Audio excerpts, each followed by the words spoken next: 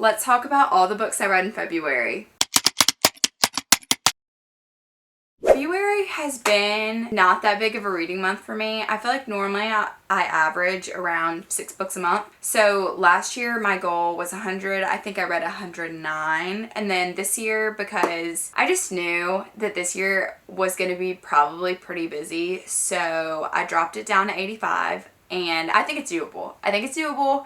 So far, I have been busier, so I'm happy I kind of like accommodated. I just graduated in December, so now I feel like there's just a lot more things, especially being home. So we're gonna see how it goes. So being home definitely is gonna be interesting. Right now I'm at 10, my goal is 85, so I think we're on a good track. This month I read 4 books. I had 1 5-star. I had 2 rereads and then 2 new books. Because of House of Shadow and Flame coming out, I, at the beginning of the new year, decided to reread basically all Sarah J Maas. I was like, I need to get in the vibes. I needed to. The first book I read in February was House of Sky and Breath, and it was 5 stars. I love House of Sky and Breath. I think it's so good. I just think it is slower pace, but I really enjoyed it. Obviously the ending was crazy. Even rereading it a second time, oh, it was so good. I'm like, this is exactly why I love Sarah J Maas. Let me just say, I've read all of her books. I think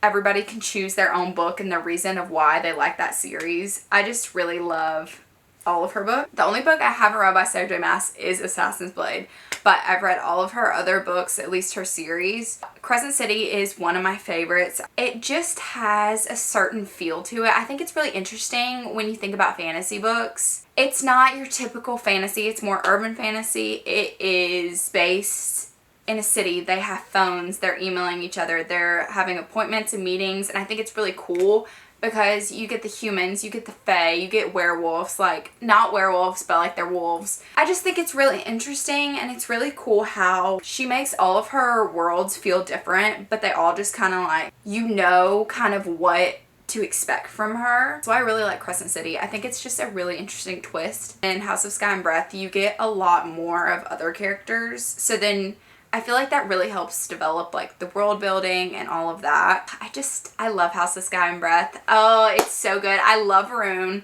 Let me just say, I love Varun. Literally, chef's kiss, love. I like him more than I like Hunt. I didn't really like him in the first book, but in House of Sky and Breath, I really enjoyed his character and his character development and how we get more of that. I was very, very happy with that. So going off of that, my next read was House of Flame and Shadow, and let me just say, I think I read House of Sky and Breath originally in 2022.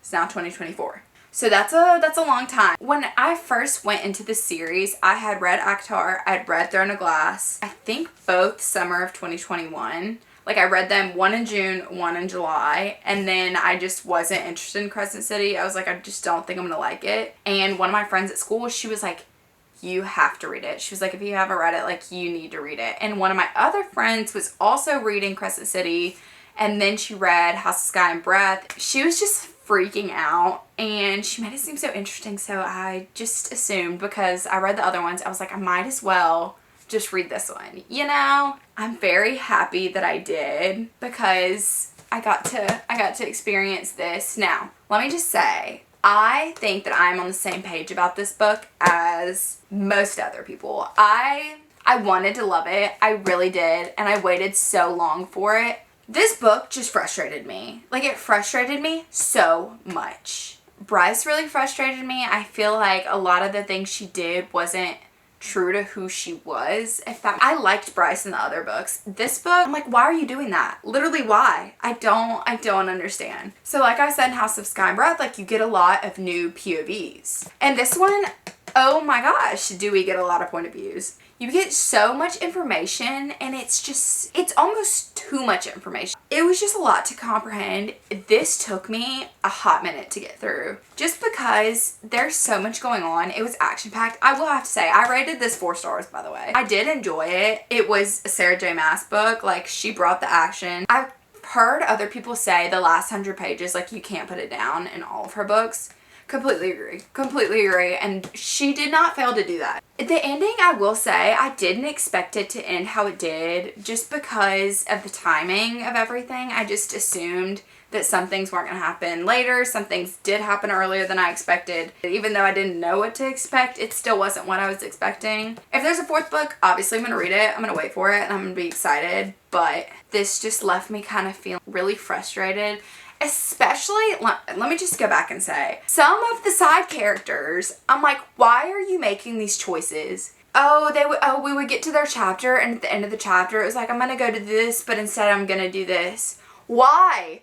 Why would you do that? I was getting so frustrated with every character. Anyway, it was still good. I still enjoyed it, obviously, 4 stars. I just think this series for me, I really enjoyed. This wasn't exactly what I wanted it to be, but it gave what it needed to give. It could have given more, but it was still good. Still, I would say a solid 4 stars, even though I was frustrated. I like that we finally got this book. We've been waiting for it for a long time, so I'm happy we got this. That was the second book that I read this month. The third book that I read in February, I actually read on my Kindle on Kindle Unlimited, which was Nobody Like Us by Krista and Becca Ritchie, which is the 13th book in the Like Us series. It's basically the series that comes after the Addicted Calloway Sisters series. The Like Us series is about all their kids. I really like reading about the kids from the interconnected standalones. I know that's not a lot of people's cup of tea. I found that I've really enjoyed it. I really gravitate towards those books, so I know that a lot of people have read the Addicted Calloway Sisters series and then not gone on to the Like Us series. I've read all 13 of them. I think this was the last one, but I'm really excited because they're going to do the Cobalt Brothers next, and I cannot wait. Even though the first one isn't about the brother that I want it to be about,